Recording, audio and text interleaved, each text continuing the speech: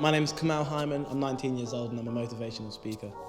What I do is I travel up and down the UK speaking in different schools, colleges and universities to beautiful young people like yourselves. As soon as you walk into the hall, there'll be music playing. And already you're like, why is there music playing in an assembly? And then I'm shaking hands, I'm high-fiving, I'm having little conversations as they're walking in. And then it's all about like call and response straight away.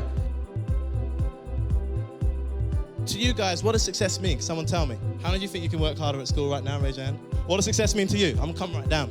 Yeah, I'm chasing my dreams. I loved it. I love chasing my dreams.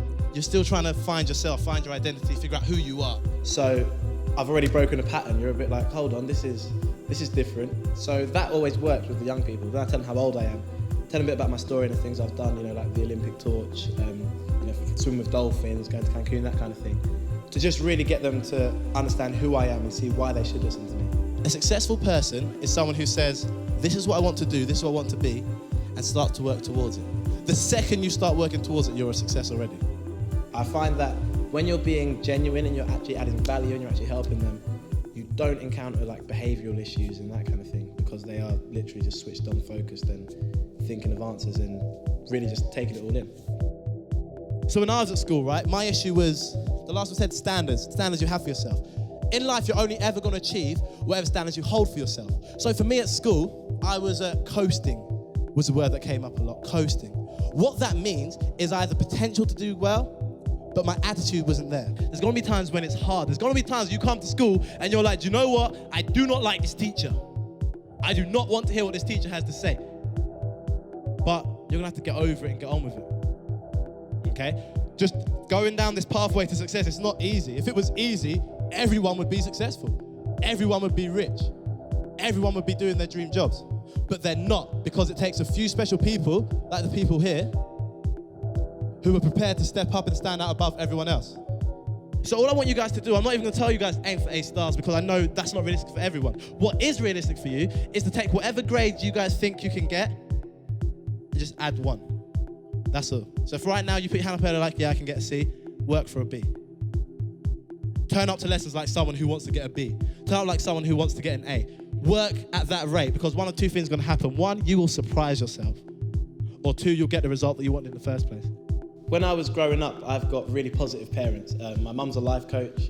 My dad works with young people anyway, and they were constantly always positive with me, always encouraging me, telling me that anything's possible. As long as I put my mind to it and I put the work in, I can achieve anything. See them over there, mum and dad? Yeah, them.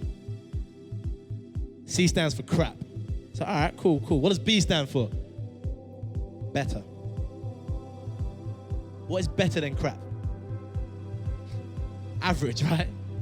So it's like, cool, what's A? I'm ready for awesome. Astounding. They're like, acceptable.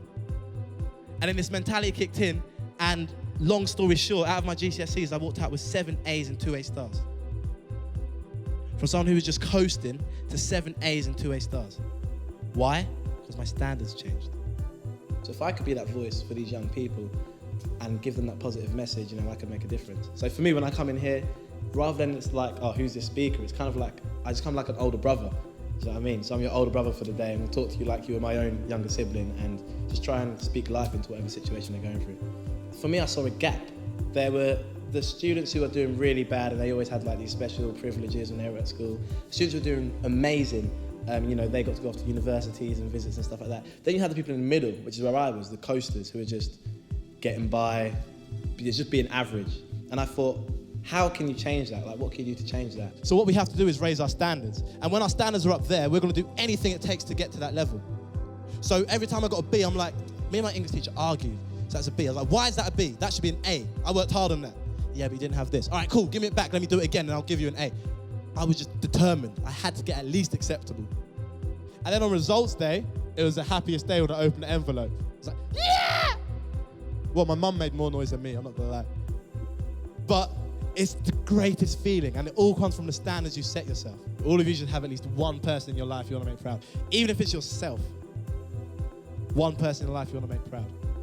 What can I do to change this young person's life in front of me? And as long as you're passionate about it, that's where my passion comes from. That's why I'm so passionate. So that's why I've got so much high energy, because I know one thing I say could influence a young person. And you know, if one young person changes their life or their path because of something, that's the most fulfilling feeling in the world.